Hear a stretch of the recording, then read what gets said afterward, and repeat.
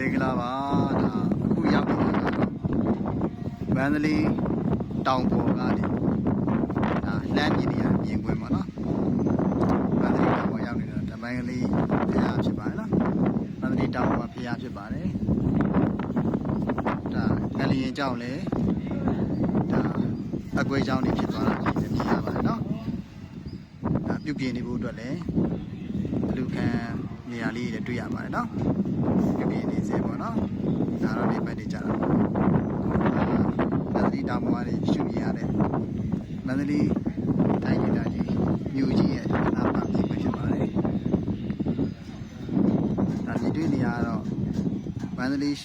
ရွှေနန်းတော်ကြီးပေါ့နော်ဒါနန်းတော်ကြီးရဲ့မြင်ကွင်းဖြစ်ပါတယ်နော်ဒါကတော့ဝင်ပေါက်ဒီကနေဝင်လို့ရတယ်ဒါဝင်ပေါက်ကနေဝင်တယ်ပေါ့နော်ဒီရွှေနန်းတော်ကြီးဒါတော့ပေါ်နေရပါတော့ဒါတွေ့ရလားမြင်ကွင်းဖြစ်ပါတယ်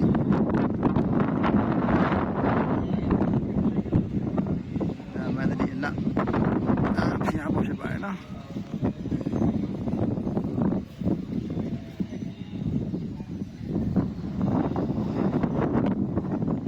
ကလည်းဒါမျိုးကြီးပါပဲเนาะ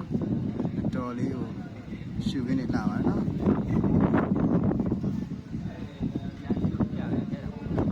ရှုခင်းတော်လေးလာပါတယ်မန္တလေးတိုင်းဒေသကြီးရဲ့